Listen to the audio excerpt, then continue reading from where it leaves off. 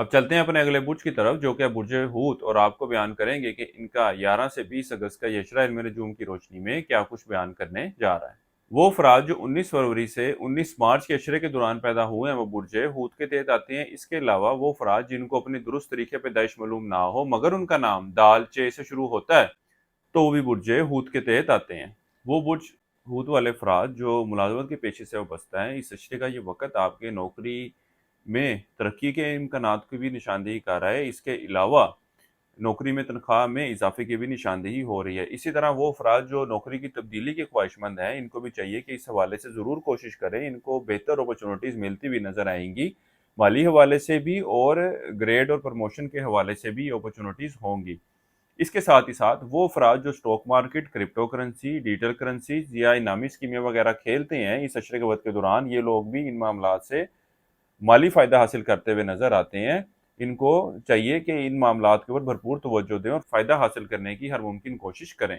बहरहाल आप बुर्ज हूत वालों को चाहिए कि माली मामलात के हवाले से कुछ परेशानियाँ और तंगियाँ जो आप तक चल रही हैं, उसकी एक बड़ी वजह ये है कि ज़ोहल जो है वो आपके दूसरे घर में मौजूद है और साठ-सत्ती का आप लोग शिकार हैं। अगर साठ-सत्ती का इलाज करवा लें, तो माली मामलात के हवाले से जो परेशानियाँ हैं, उसमें ख़ासी कमी वाक़या होगी। जो अपॉर्चुनिटीज़ आपके पास आकर चली जाती हैं, वो भी मामलात जो हैं वो आपके सेटल होंगे। इंशाअल्लाह ताला इसके इलाज से आपके मामलात में ख़ासी बेहतरी देखने में आएगी। इस बारे में मज़ीद आपको रहनुमाई चाहिए हो तो आप हमारे स्क्रीन पर दिए गए नंबर पर राब्ता कर सकते हैं, या ज़िंदगी के किसी भी मामले के हवाले से आप एस्ट्रोलॉजिकली, स्पिरिचुअली मशवरा करना चाहते हैं और रहनुमाई चाहते हो तो आप इसी व्हाट्सएप नंबर पर राब्ता कर सकते हैं, या टिकटॉक पर हमारी ये वीडियो देख रहे हैं तो आपको कॉन्टैक्ट डिटेल जो है वो बायो में मिल जाएंगी। इस अशरे के वक्त के दौरान आपका घरेलू माहौल, घरेलू मामलात खासे बेहतर रहेंगे। वो अफराद जो किराए के मकान की तलाश में हैं या बेहतर किराएदारों की तलाश में हैं, इस अशरे के वक्त के दौरान इनकी भी की गई कोशिशों के बेहतर नताइज मिलते हुए नज़र आएँगे। इस अरसे के लिए एक वज़ीफ़ा आपको बता रहा हूँ, या अल्लाह या मुगनी या नाफ़े हो।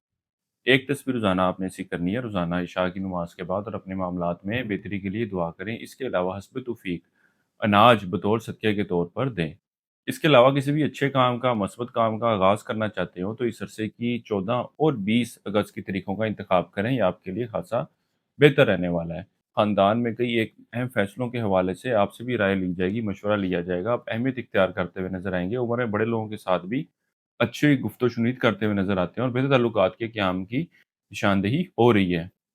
यहाँ तक कि सास या ससुर के साथ ताल्लुकात में कोई ख़राबी वाक़या हुई थी, तो अब ऐसा वक़्त है कि मामलात को बेहतर शक्ल दी जा सकती है। मामलात बेहतर शक्ल लेते हुए नज़र आ रहे हैं।